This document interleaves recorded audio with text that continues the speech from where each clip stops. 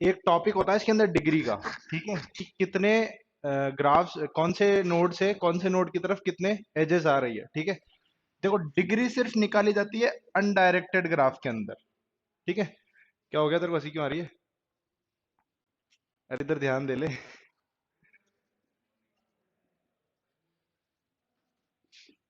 तो ये मेरे से जूनियर इसलिए तेरे को तू करके बात करता हूँ, ठीक है। अनडायरेक्टेड ग्राफ के अंदर सिर्फ डिग्री निकाली जाती है, ठीक है। डिग्री से मेरा मतलब है एक नोड से कितनी नोड कनेक्टेड है, एक नोड से कितनी एजेस कनेक्टेड है, ठीक है।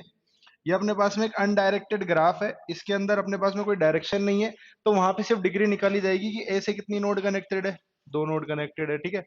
सेम बी के साथ में है, सी के साथ में है, डी के साथ में है, ठीक है।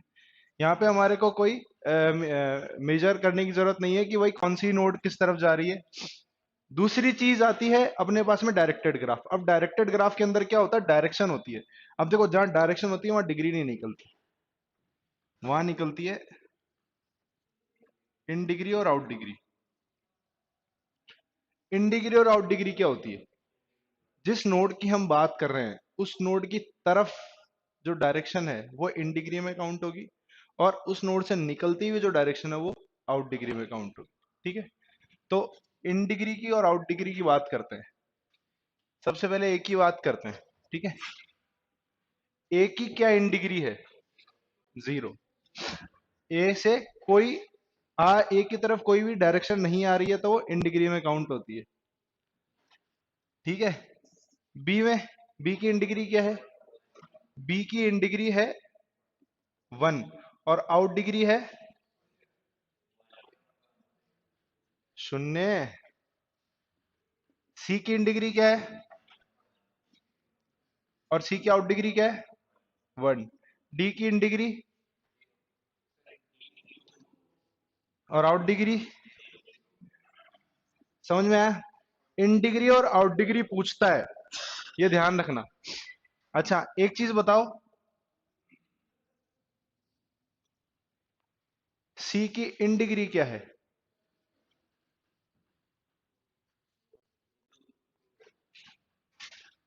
और आउट डिग्री कितनी है?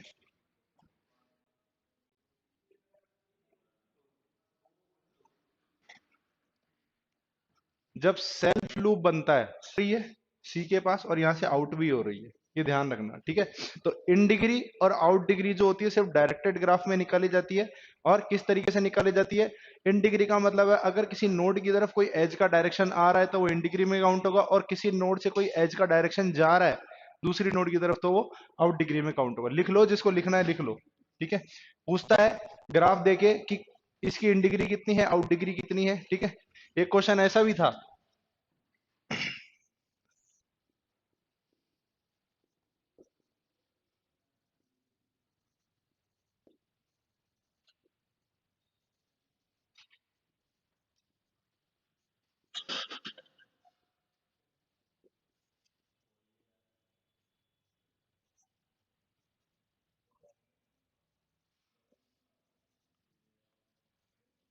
तू बताएगा, सी की आउट डिग्री बता। What is the out degree of C? C की आउट डिग्री बता। ए में one, B two, C zero, D none of this. Zero, अच्छा। बताओ, सी की कोई आउट आउट डिग्री है क्या? तो क्या जीरो होगी या नन ऑफ दीज होगी? नन ऑफ दीज होगी। पहली बात, अगर ऐसा क्वेश्चन आ जाता है जीरो और नन ऑफ दीज, ठीक है। अगर आपके पास में आउट अनडायरेक्टेड ग्राफ है तो पहली बात तो उसकी आउट डिग्री नहीं निकलेगी, जीरो भी नहीं निकलेगी, ये ध्यान रखना, ठीक है। तो इसका आंसर क्या होगा, नन ऑफ दिस, ये ध्यान रखना। अगर अनडायरेक्टेड ग्राफ दे रखा है और आउट डिग्री पूछ रहा है, इसका मतलब ये है सिंपल सिंपल कि अनडायरेक्टेड ग्राफ की ना तो आउट डिग्री होती है ना इन डिग्री होती है, ठीक है। तो नन ऑफ दी सेलेक्ट करना है। डिस्क्रीट मैथमेटिक्स पढ़ के आया है। हाँ ये बात भी सही है।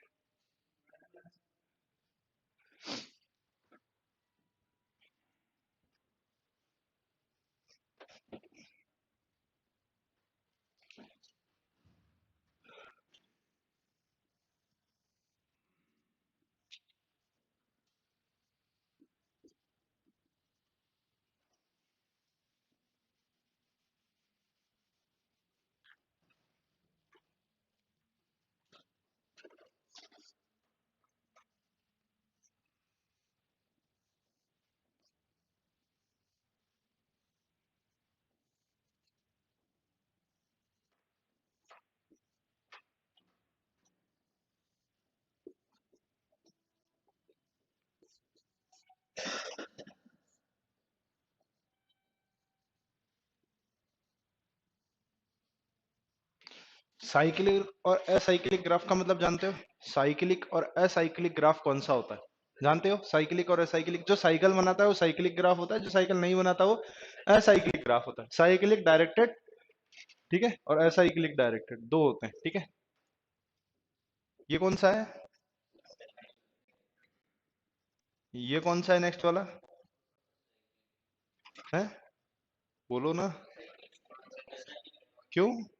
साइकिल बना तो रहे, चारों नोड कनेक्टेड तो है। डायरेक्शंस, डायरेक्शंस देखी जाती है, अगर डायरेक्शन मूव होके जिस नोड से स्टार्ट हो रही है उसी नोड पे खत्म हो रही है तो वो साइकिलिक। अभी चारों नोड्स कनेक्टेड तो है बट डायरेक्शन देखो, ए से बी, बी से डी, ठीक है, ए से सी से डी, लेकिन घूम के एक ही तरफ एक भी नहीं आ रही है, ठीक है, तो वो साइकिल नहीं बना रहा है, ये ध्यान रखना। अगर ये इस तरीके से भी होता ना, इस तरीके से भी, बताओ, तो ये साइकिलिक होता है या असाइकिलिक होता है? कौन कौन साइकिलिक बोल रहा है इसको, कौन कौन असाइकिलिक बोल रहा है इसको? असाइकिलिक होगा, ठीक है। एक नोड से स्टार्ट हो किसी नोड पे खत्म होना चाहिए, ठीक है, वो होता है आपका साइकिल, ठीक है। तो ये असाइक्लिक डायरेक्टेड। क्वेश्चन आता है कौन सा ग्राफ है cyclic directed, acyclic directed, cyclic undirected, acyclic undirected, ठीक है। तो साइक्लिक डायरेक्टेड है, ठीक है। बहुत सारे कंफ्यूजिंग क्वेश्चन है इसमें, ग्राफ के अंदर डायरेक्शन देके पूछ लेता है साइकिल बन रहा है, डायरेक्शन नहीं देके ही पूछ लेता है कि साइकिल बन रहा है या नहीं बन रहा, ठीक है। मिनिमम स्पैनिंग ट्री मैंने आपको बताया था।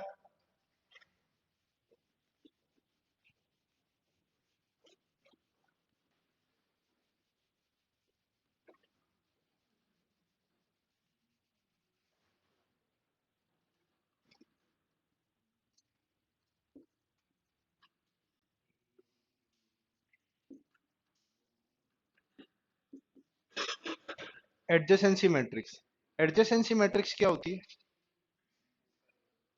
एडजेसेंसी मैट्रिक्स क्या होती है? देखो, पहली बात तो जिसके रो और कॉलम सेम हो, ठीक है, जितने रो होंगे उतने कॉलम होंगे। दूसरी चीज, जो डायगोनल होगा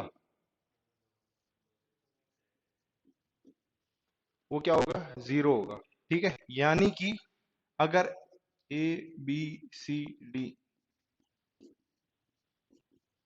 अगर आपके पास में ये नोड्स है या ये नंबर है, चार इधर है और चार इधर है, ठीक है, तो यहां कुछ भी हो,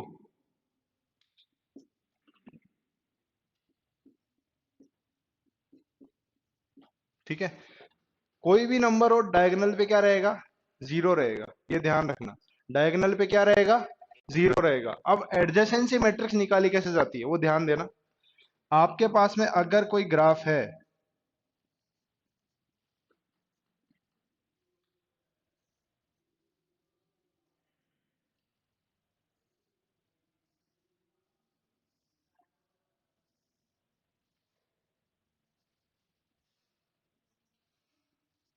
या आपके पास में ग्राफ दिया हुआ है, ठीक है, ए से ये चारों नोड्स कनेक्टेड है, ठीक है। अब अपने को इसकी क्या निकालनी है? एडजेसेंसी मैट्रिक्स निकालनी है। सेल्फ लूप नहीं होना चाहिए। अगर एडजेसेंसी मैट्रिक्स है और अगर उसमें कहीं पे ऐसा सेल्फ लूप दे रखा है तो उसको नेग्लेक्ट कर देना सबसे पहले, जब एडजेसेंसी मैट्रिक्स निकालेंगे तो, ठीक है। अभी अपने पास में सेल्फ लूप नहीं है, अब इसकी एडजेसेंसी मैट्रिक्स निकालनी है। वो कैसे निकालते हैं? वही, नोड्स का नाम लिखेंगे। नोड्स कौन कौन सी अपने पास में? चार है, ए बी सी डी, ठीक है। वही मैंने ए बी सी डी, ठीक है। एक नोड दूसरे नोड से कनेक्टेड है, ठीक है, वहां पे लिखना है वन, ठीक है। और जो नोड दूसरे नोड से कनेक्टेड नहीं है वहां पे क्या लिखना है? जीरो, ठीक है, सिंपल है। ए बी से कनेक्टेड, ए से कनेक्टेड है क्या? नहीं है, जीरो लिखना है, ठीक है। ए बी से कनेक्टेड है क्या? कनेक्टेड है, कनेक्टेड है, वन लिखना है। डायरेक्शन हो चाहे नहीं हो, कनेक्टेड होनी चाहिए, ठीक है। ए सी से कनेक्टेड है क्या? कनेक्टेड है। ए डी से कनेक्टेड है? कनेक्टेड है, ठीक है। नेक्स्ट टाइम पे बी ए से कनेक्टेड है, बी बी से कनेक्टेड है? नहीं है।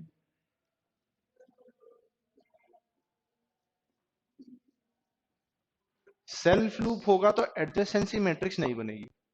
सेल्फ लूप होगा तो एडजेसेंसी मैट्रिक्स नहीं बनेगी, ये ध्यान रखना। अब देखो ध्यान दो, एक चीज और बता देता हूँ। सी ए से भी कनेक्टेड है ना, और सी घूम के भी ए से कनेक्टेड है। दो कनेक्टेड है ना, तो इसकी डिग्री हो गई 2।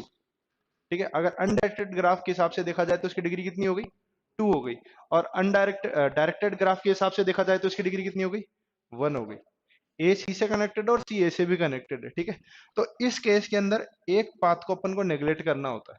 ठीक है, अगर रूट एक नोड से दूसरी नोड पे जाने के अगर एक से ज्यादा रूट दिए हुए हैं, तो सिर्फ एक ही रूट चूज किया जाएगा। ठीक है, बाकी रूट्स को क्या किया जाएगा? नेग्लेक्ट किया जाएगा, ये ध्यान रखना। ठीक है, तो अगर एक से ज्यादा रूट अगर एक नोड से दूसरी नोड पे जाने के हैं, तो सिर्फ एक रूट को चूज करना है। वो कोई भी रूट आप चूज कर सकते हो, लेकिन वो डायरेक्टेड रूट होना चाहिए, मतलब डायरेक्टली कनेक्टेड होना चाहिए, घूम के नहीं जाना चाहिए। लाइक बीच में कोई नोड अगर कनेक्टेड है तो उससे जा रहा नहीं, जो डायरेक्ट है सिर्फ उसी को सेलेक्ट करना है। ठीक है, तो मल्टीपल अगर रूट्स है तो एक रूट को नेग्लेक्ट करना है, तो उस हिसाब से ही एडजेसेंसी मैट्रिक्स बनती है।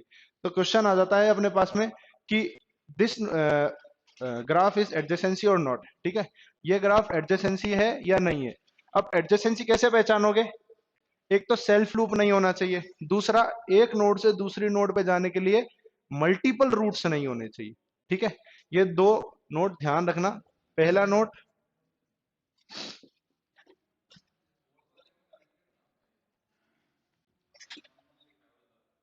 कहाँ पे?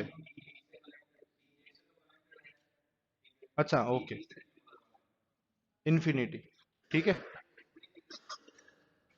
हाँ डी बी से कनेक्टेड नहीं है ना।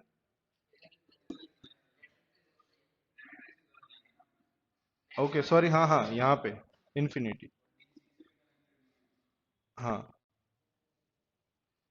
कोई नोड अगर किसी नोड से कनेक्टेड नहीं है, उसकी जगह क्या आएगा? इन्फिनिटी, ये ध्यान रखना। अगर कोई नोड किसी से कनेक्टेड नहीं है, कहीं से भी कनेक्टेड नहीं है, उसकी जगह इन्फिनिटी। कनेक्टेड है वहां पे 1, और जहां पे एक से खुद कनेक्टेड नहीं है वहां पे 0, ये ध्यान रखना। ठीक है,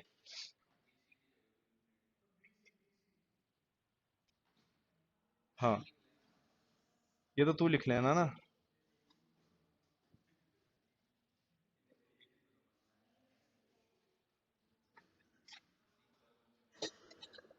दो चीजें हैं ग्राफ के अंदर सिमिलर वे की, एक तो एडजेसेंसी है, एक इंसिडेंसी मैट्रिक्स है। इसको नोट कर लो, इंसिडेंसी मैट्रिक्स। ये करके लाना, इंसिडेंसी मैट्रिक्स क्या होता है इसमें सर्च करके लाना, इंसिडेंसी मैट्रिक्स कैसे काम करती है, इंसिडेंसी और एडजेसेंसी में फर्क क्या होता है। ठीक है, बहुत ज्यादा कंफ्यूजन रहता है इंसिडेंसी और एडजेसेंसी के अंदर। ये जो मेजर डिफरेंस है ना, ये ढूंढ के लाना इंसिडेंसी और एडजेसेंसी के अंदर। ठीक है, ये लिख लिया। सेल्फ लूप नहीं होना चाहिए एक तो, और दूसरा क्या है?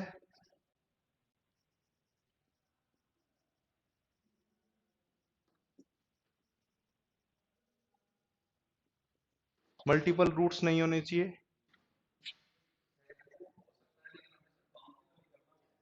हाँ, तो उसको काउंट नहीं करेंगे तो नेगलेक्ट कर दिया ना, उसका मतलब यही तो हुआ।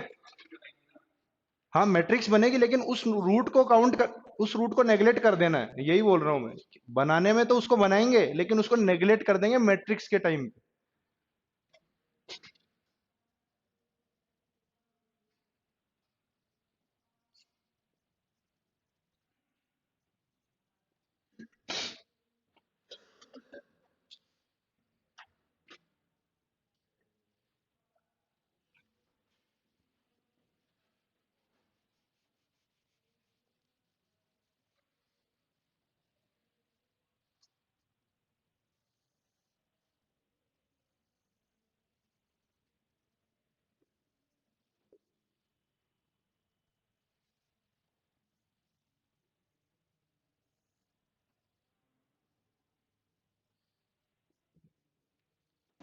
आपके पास में एक ग्राफ है, अनडायरेक्टेड ग्राफ है, इससे मिनिमम स्पैनिंग ट्री बनाना है।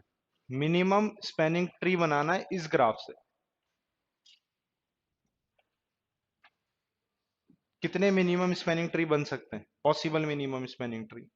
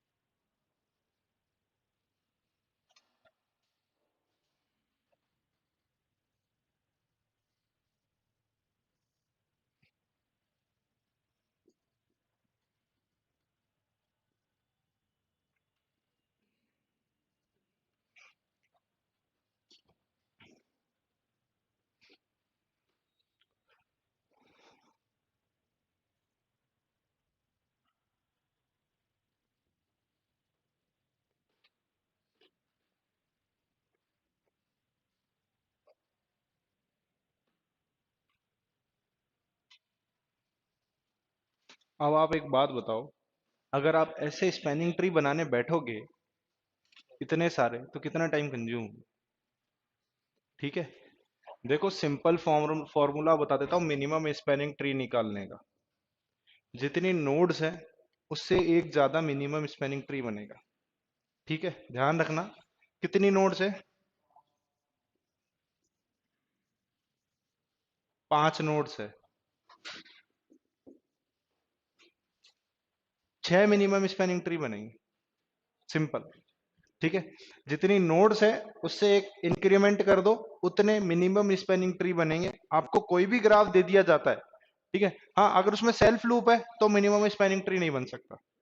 ठीक है, अगर सेल्फ लूप दे रखा है और आपको बोल रहा है इसमें कितने मिनिमम स्पैनिंग ट्री बनेंगे और लास्ट में दिया हुआ है नन ऑफ दीस, तो नन ऑफ दीस सेलेक्ट करना है। ध्यान रखना, अगर किसी ग्राफ के अंदर सेल्फ लूप दिया हुआ है और बोल रहा है मिनिमम स्पैनिंग ट्री बनाओ, ठीक है, तो उसके अंदर मिनिमम स्पैनिंग ट्री नहीं बन सकता, सबसे पहली बात। ठीक है, और नॉर्मल ग्राफ है जिसमें सेल्फ लूप नहीं है, वहां पे n+1 node, total number of nodes +1 कर दोगे तो अपने पास में उतने minimum number of spanning trees अपने पास में जो है ड्रॉ हो सकते हैं। ये क्लियर है ये चीज? अब मिनिमम स्पैनिंग ट्री होता क्या है?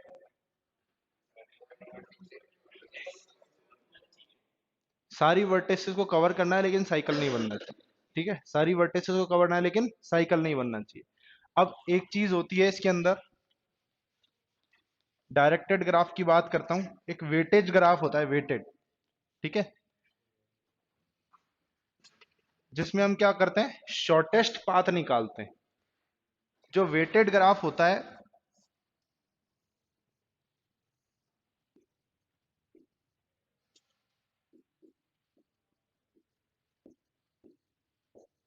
अपने पास में वेटेड ग्राफ है।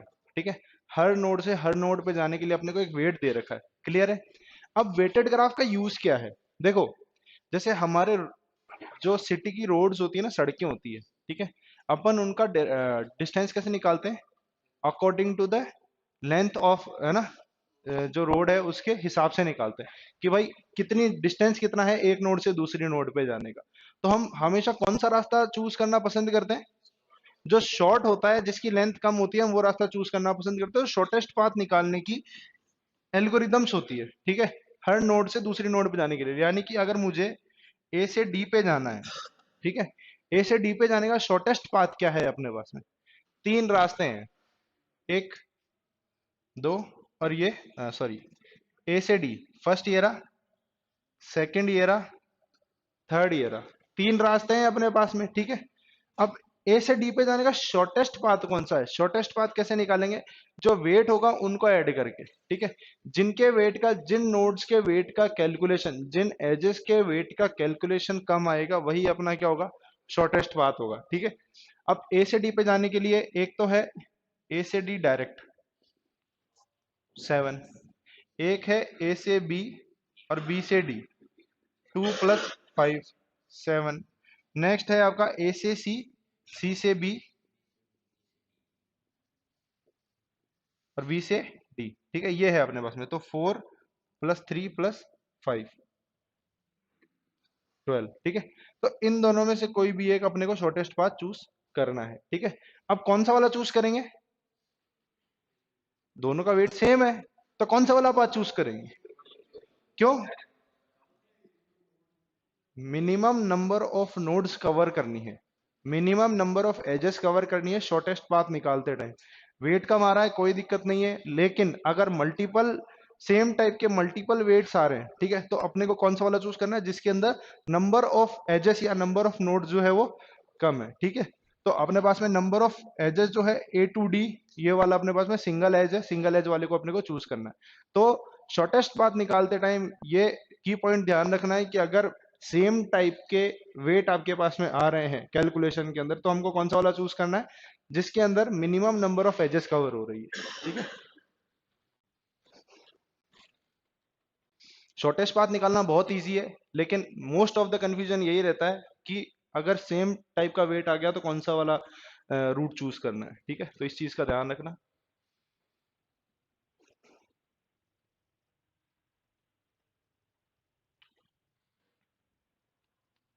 बी एस, डीएफएस और बीएफएस पता है क्या?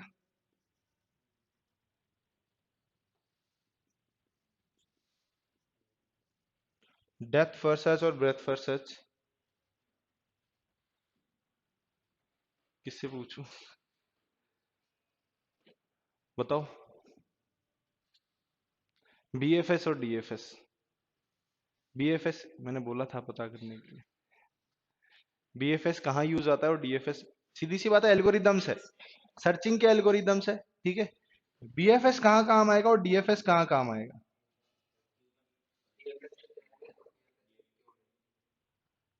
अच्छा, श्योर होके बोल रहा है ना? देख लेना।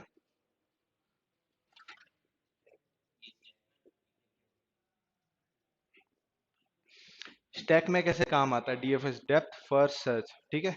स्टैक के अंदर अगर आपको कोई नंबर सर्च करना है तो डेप्थ फर्स्ट सर्च ही काम आता है, क्योंकि सबसे पहले हम सारे एलिमेंट्स को पॉप करते हैं एक एक करके, फिर उनको सर्च करना स्टार्ट करते हैं।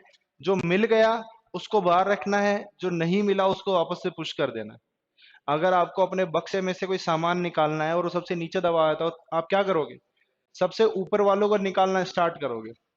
जब तक निकालते जाओगे जब तक वो एलिमेंट नहीं मिल जाता, कंपैरिजन करना स्टार्ट करोगे, जैसे ही वो एलिमेंट मिल गया उस एलिमेंट को पॉप रहने देना है, बाकी सारे एलिमेंट्स को क्या कर दोगे? पुश कर दोगे। तो डेप्थ फर्स्ट सर्च, ठीक है। अब बात करते हैं क्यू की, बीएफएस ब्रेथ फर्स्ट सर्च कहाँ काम आता है? क्यू के अंदर क्या होता है? फ्रंट से डिलीशन होता है, रियर से इंसर्शन होता है, ठीक है। तो ब्रेथ फर्स्ट सर्च के अंदर क्या होता है? जो सबसे आगे होता है उसको सबसे पहले निकाल दिया जाता है लाइन से, ठीक है, फिर वो रियर साइड से वापस इंसर्ट होता है अगर वो मैच नहीं करता है तो, ये ध्यान रखना। तो जो सबसे आगे वाला एलिमेंट है वो सबसे पीछे चला जाता है अगर सर्च नहीं होता है। समझाता हूं। ये अपने पास में क्यू है, एलिमेंट्स रखे हुए हैं, मुझे डी सर्च करना है, डी, मुझे डी सर्च करना है। ये फ्रंट है, ये रियर है आपका, ठीक है। तो सबसे पहले मैं ए को निकालूंगा सर्च करने के लिए, ए को कंपेयर कराऊंगा सर्च से। अगर ए इक्वल टू सर्च हो गया तो इसको बाहर ही रहने दूंगा, ठीक है। नहीं हुआ तो फिर से इंसर्ट, ए यहां आ जाएगा ना, जो फर्स्ट पोजीशन पे था वो किस पे चला जाएगा? लास्ट पोजीशन पे चला जाएगा, ठीक है। फिर बी निकालूंगा, बी को कंपेयर कराऊंगा सर से, नहीं मैच हुआ, फिर से लास्ट पोजीशन, फिर सी आएगा, फिर डी आएगा। तो सबसे लास्ट वाला एलिमेंट कौन सा रहेगा आपका? जब बीएफएस कंप्लीट हो चुका होगा, अगर कोई नंबर सर्च हो चुका होगा तो सबसे लास्ट वाला एलिमेंट कौन सा रहेगा रियर साइड के अंदर? रियर साइड में सबसे लास्ट एलिमेंट कौन सा रहेगा बीएफएस कंप्लीट होने के बाद?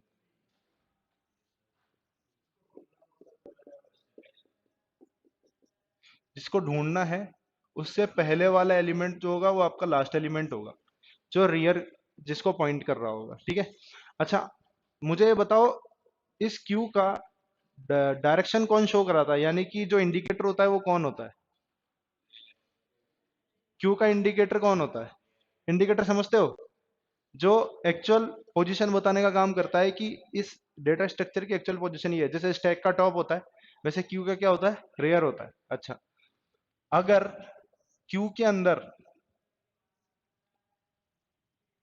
कोई भी वैल्यू नहीं है तो फ्रंट की पोजीशन क्या रहेगी?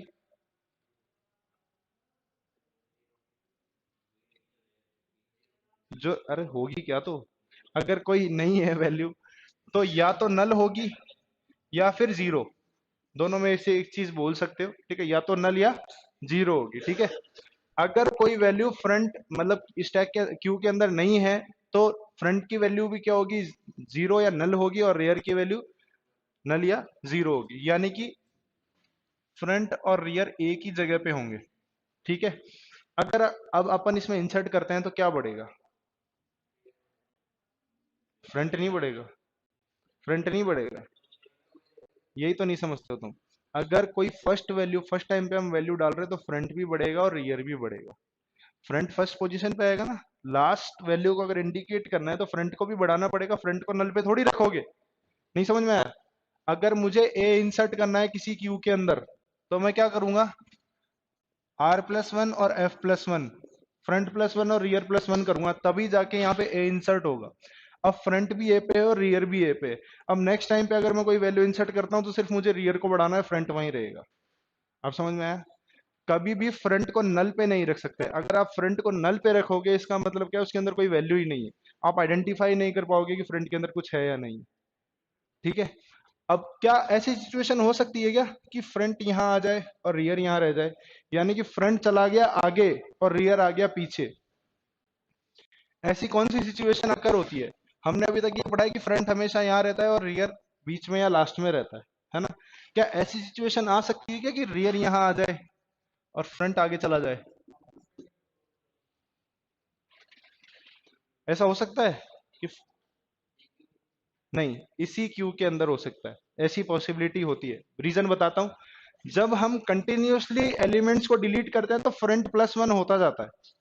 जब हम कंटिन्यूअसली एलिमेंट्स को डिलीट करते हैं, आपने ए डिलीट किया, बी डिलीट किया, सी डिलीट किया, डी पे फ्रंट है, लास्ट पोजीशन जो है क्यू की वो ये थी, इतना आपका क्यू था, ठीक है? क्यू की पोजीशन क्या हो गई इस हिसाब से? फुल हो गई। फ्रंट आ गया यहाँ पे और रियर भी यहाँ पे, लास्ट पोजीशन पे आ गए ना फ्रंट और रियर। अब मुझे इंसर्शन करना है, तो इंसर्शन किस तरफ होगा? उस तरफ होगा, ठीक है? अगर डेटा जाएगा तो वो यहां जाएगा। अब नहीं समझ में आया? हाँ, पोजीशन चेंज हो जाएगी ना डी की, डी आगे, डी चला गया ना वहां पे। ऐसा नहीं होता है क्यू के अंदर, यही कॉन्ट्राडिक्ट सिचुएशन होती है इसके अंदर। नहीं, यही तो सिचुएशन है इसकी। हमने अभी तक ये पढ़ा है कि अगर इंसर्शन यहां से हो रहा है और डिलीशन यहां से हो रहा है तो पीछे वाले एलिमेंट आगे चलते जाएंगे, यही पढ़ा है हमने, ठीक है? अगर यहाँ पे एलिमेंट आप इंसर्ट करा रहे हो और यहाँ से सिर्फ डिलीशन करा रहे हो, इंसर्ट कराना मैंने बंद कर दिया, इंसर्ट कराना मैंने बंद कर दिया, सिर्फ मैं डिलीशन करा रहा हूँ, तो आगे वाले एलिमेंट डिलीट हो जाएंगे, तो फ्रंट प्लस वन होता चला जाएगा क्यू के हिसाब से। मैं उस लाइन वाली क्यू की बात नहीं कर रहा हूँ, इस कंप्यूटर डेटा स्ट्रक्चर वाली क्यू की बात कर रहा हूँ। इसके अंदर क्या होता है, अगर आप फ्रंट प्लस वन करोगे तो एक एलिमेंट डिलीट हो चुका होगा। फ्रंट प्लस वन का मतलब क्या है? इसका मतलब है डिलीशन, यही होता है ना डिलीशन। अगर फ्रंट को एक से बढ़ा रहे हो, इसका मतलब क्या है, अपन एक एलिमेंट डिलीट करें, जो भी एलिमेंट आपने चूज कर रखा है, ठीक है? तो फ्रंट प्लस होगा तो फ्रंट एक से आगे मूव करता जाएगा, ठीक है? अगर फ्रंट एक से आगे मूव करता जाएगा तो एक टाइम जब लास्ट एलिमेंट हम डिलीट कर रहे होंगे तो जिसको रियर पॉइंट कर रहा होगा उसी को फ्रंट पॉइंट कर रहा होगा। अगर आप कोई लास्ट एलिमेंट डिलीट कर रहे हो तो उसी को दोनों पॉइंटर्स फ्रंट और रियर दोनों पॉइंट कर रहे होंगे। अगर उसको डिलीट करोगे तो आप क्या करोगे, फ्रंट और रियर को लास्ट वाली पोजीशन पे ला चुके होंगे, ठीक है? फिर नेक्स्ट टाइम पे अगर आपको इंसर्ट करना है तो फ्रंट यहीं स्टक हो जाएगा और रियर यहाँ आ जाएगा। ये सिचुएशन रहती है, इसको बोलते हैं कॉन्ट्राडिक्ट सिचुएशन ऑफ क्यू, ठीक है? इसके अंदर क्या होता है, फ्रंट आ जाता है लास्ट पोजीशन से, रियर आ जाता है फर्स्ट पोजीशन पे।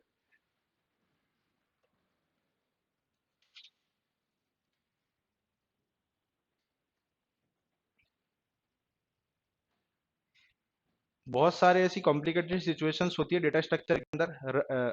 एक तीन केसेस होते हैं, बेस्ट केस, एवरेज केस और वर्स्ट केस। ये केस कौन सी वाले एल्गोरिदम्स के अंदर अकर होते हैं? बेस्ट केस, एवरेज केस और वर्स्ट केस सर्चिंग के अंदर, ठीक है? कौन सी वाली सर्चिंग में? सबसे पहले linear search. Average best case कब मिलता है? जब आपने सब जो एलिमेंट सर्च किया वो सबसे फर्स्ट में मिल गया, फर्स्ट टाइम पे ही आपको सर्च में मिल गया, तो वो क्या है, अपना बेस्ट केस है, ठीक है? एवरेज केस क्या होता है?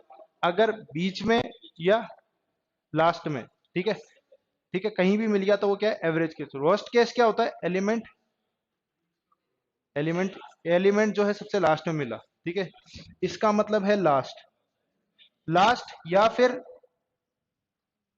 No element search. या तो लास्ट में मिला, एलिमेंट मिला ही नहीं, वो आता है वर्स्ट केस के अंदर, ठीक है? एवरेज केस क्या होता है? अगर बीच में मिल गया तो एवरेज केस है, अगर स्टार्टिंग में मिल गया तो वो बेस्ट केस है, ठीक है? अब इन तीनों के लॉग्स होते हैं, ठीक है? एल्गोरिदम्स के अंदर लॉग बनता है, उस फॉर्मूले के हिसाब से निकला जाता है कि बेस्ट केस, एवरेज केस और वर्स्ट केस क्या है, ठीक है? अब हम लॉग स्टार्ट करेंगे। हर एक एल्गोरिदम के अंदर लॉग का रोल है, ठीक है? आप कोई भी एल्गोरिदम ले लो, बाइनरी सर्च ले लो, लीनियर ले लो, या कोई सॉर्टिंग ले लो, हर के अंदर लॉग का रोल है। तो लॉग काम कैसे करता है वो देखेंगे हम, ठीक है, कल से। लॉग कैसे काम करता है, कौन सी वाले एल्गोरिदम के अंदर लॉग एन लगता है, एन प्लस वन लगता है, वो सारी एलिमेंट्स देखे जाएंगे, ठीक है? तो इन केसेस का ध्यान रखना, best case, average case, worst case, कल से सर्चिंग स्टार्ट होगी, ठीक है? बाइनरी सर्च और लीनियर सर्च के अंदर लॉग का क्या रोल है वो देखना। और एक मैंने तुमको जो क्वेश्चन बोला है वो पता करके आना, इंसिडेंसी और एडजेसेंसी मैट्रिक्स। इंसिडेंसी और एडजेसेंसी मैट्रिक्स में क्या फर्क होता है, इंसिडेंसी मैट्रिक्स कैसे कैलकुलेट होती है, डिफरेंस क्या है दोनों के अंदर, ये दोनों चीज पता करके आना।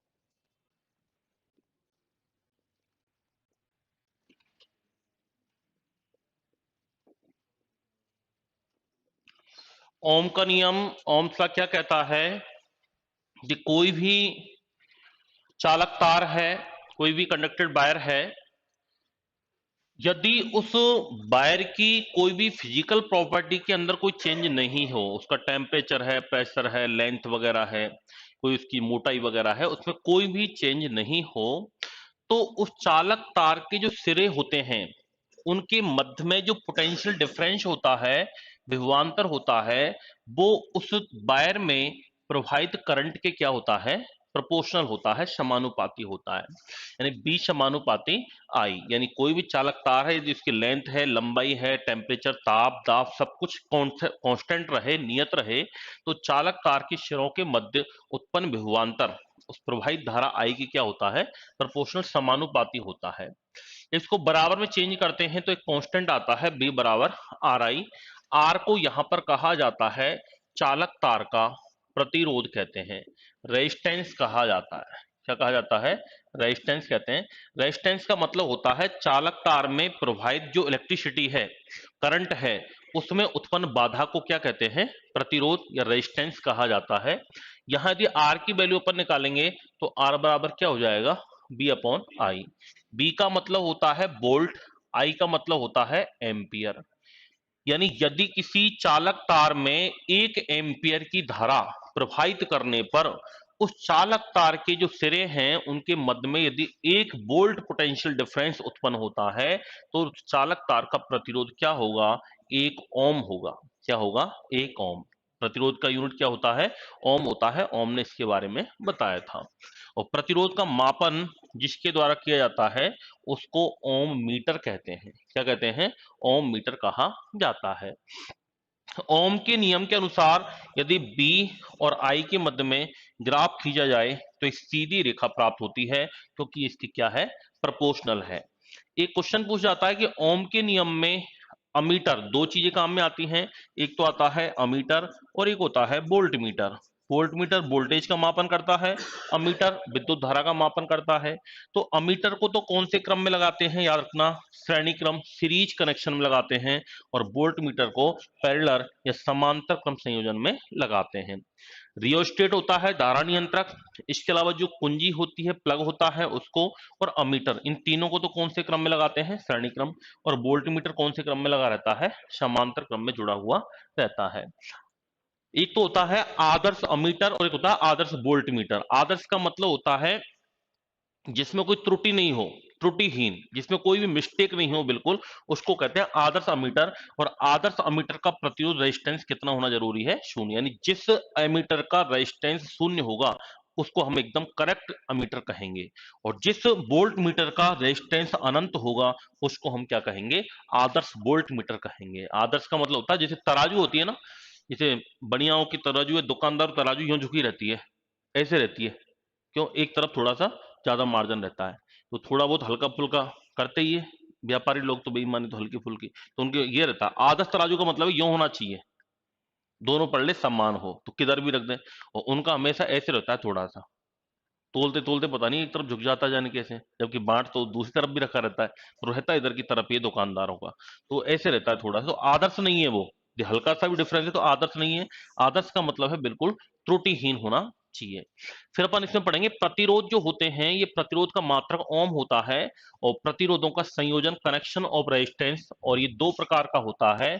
एक तो होता है श्रेणी क्रम संयोजन, सीरीज कनेक्शन, और एक होता है पैरेलल, समांतर क्रम संयोजन। श्रेणी क्रम संयोजन का मतलब तो क्या होता है, जब कोई एक रेजिस्टेंस का अंतिम सिरा, लास्ट वाला एंड, दूसरे रेजिस्टेंस के प्रथम सिरे से, स्टार्टिंग एंड से, और दूसरे का एंडिंग सिरा तीसरे के फर्स्ट सिरे से, यदि इस प्रकार से कोई परिपथ, कोई इलेक्ट्रिक सर्किट बना हुआ है तो उसको हम क्या कहेंगे, श्रेणी क्रम संयोजन कहेंगे। माना कि ये तो है रेजिस्टेंस R1, R2, R3। अगर विभिन्न रेजिस्टेंस सीरीज कनेक्शन के अंदर संयोजित हो, जुड़े हुए हो, तो इनका जो टोटल रेजिस्टेंस है, तुल्य प्रतिरोध है, वो क्या होगा, आर बराबर R1 plus R2 plus R3 dot dot dot RN, जितने भी होंगे उन सबको क्या कर देंगे, जोड़ देंगे। और समांतर क्रम संयोजन का मतलब होता है जब विभिन्न प्रतिरोधों का पहला सिरा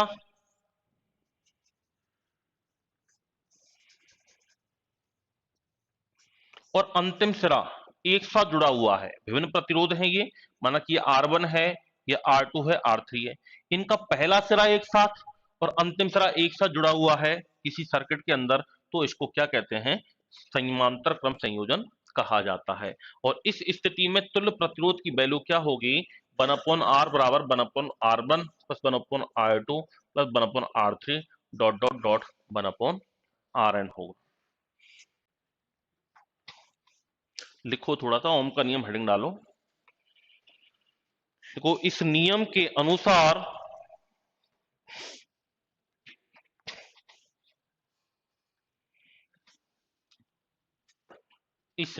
अनुसार यदि किसी चालक तार की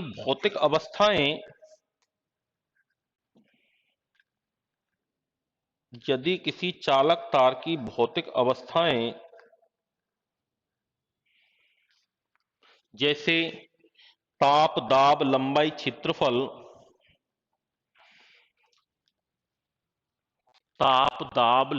क्षेत्रफल, आदि कांस्टेंट रहें तो उसके शिरों के मध्य उत्पन्न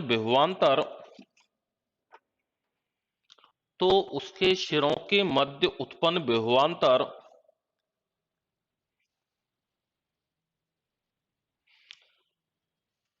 चालक तार में प्रवाहित धारा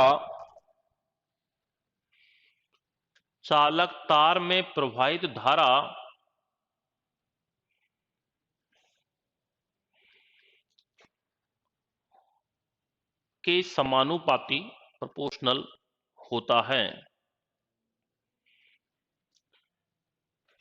अर्थात B समानुपाती I।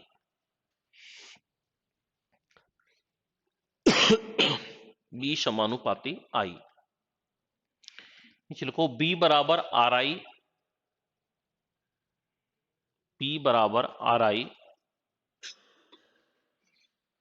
R बराबर लिखो तार का प्रतिरोध, रेजिस्टेंस ऑफ वायर, तार का प्रतिरोध। R इक्वल टू लिख लो B/I।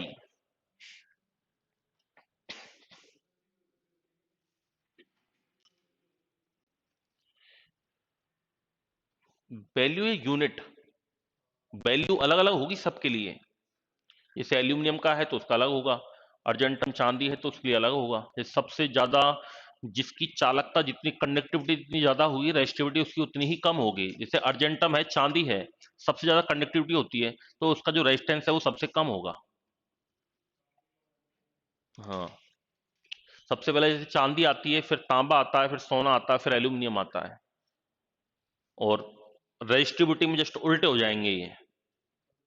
हाँ, चालकता, कंडक्टिविटी और रेजिस्टिविटी दोनों की एक दूसरे की अपोजिट होती है। जिसकी सुपर कंडक्टिविटी ज्यादा होती है उसकी रेजिस्टिविटी उतनी कम होती है।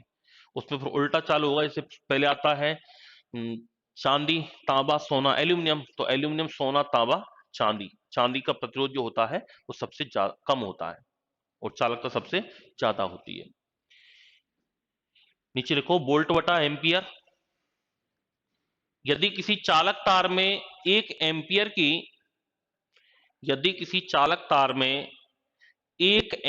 की धारा प्रवाहित करने पर,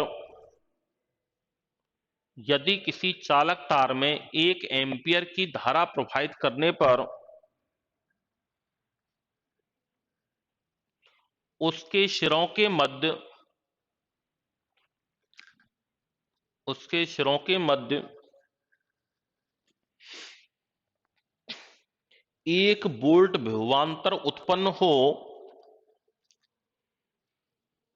1 वोल्ट विभवांतर पोटेंशियल डिफरेंस उत्पन्न हो, तो उस चालक तार का प्रतिरोध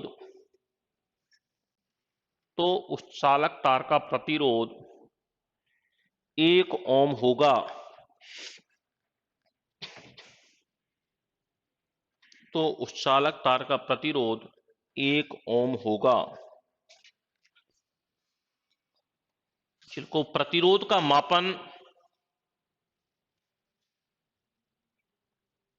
का मापन ओम मीटर द्वारा किया जाता है।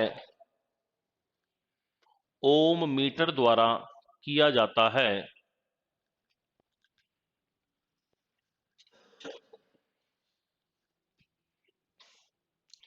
नीचे लिखो, ओम के नियमानुसार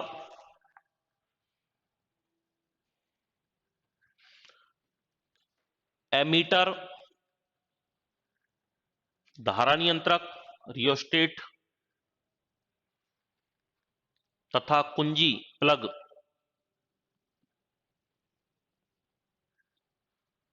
को श्रेणीक्रम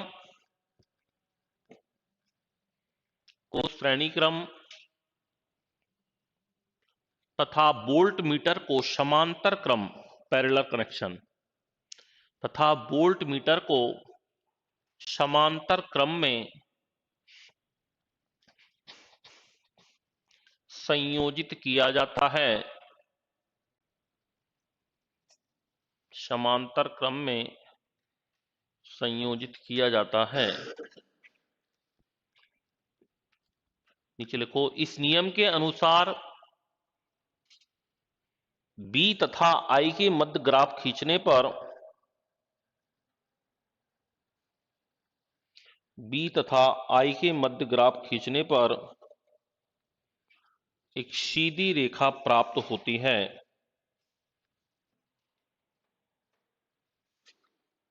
एक सीधी रेखा प्राप्त होती है। यही ओम का नियम है।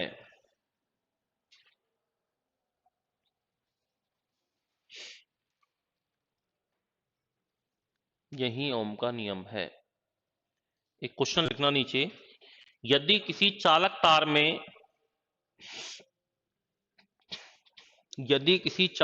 में 0.5 एम्पियर का करंट प्रवाहित करने पर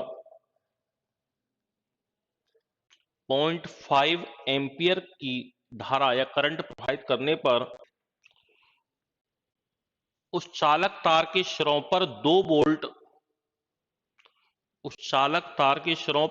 वोल्ट विभवांतर उत्पन्न होता है, पोटेंशियल डिफरेंस उत्पन्न होता है,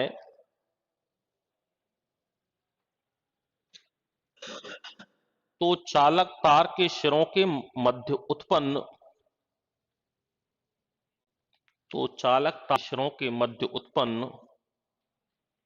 प्रतिरोध का मान क्या होगा?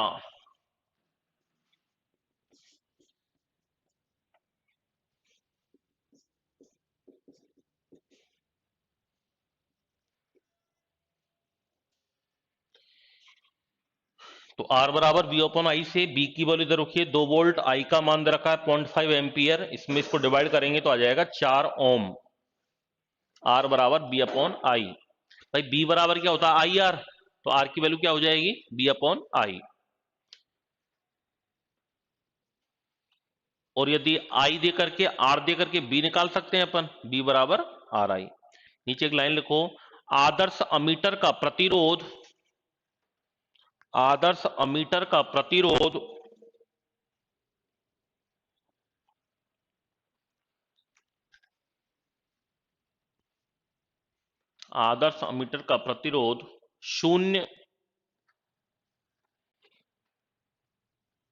शून्य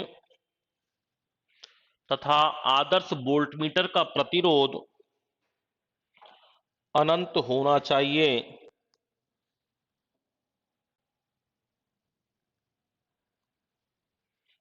अनंत होना चाहिए आती है।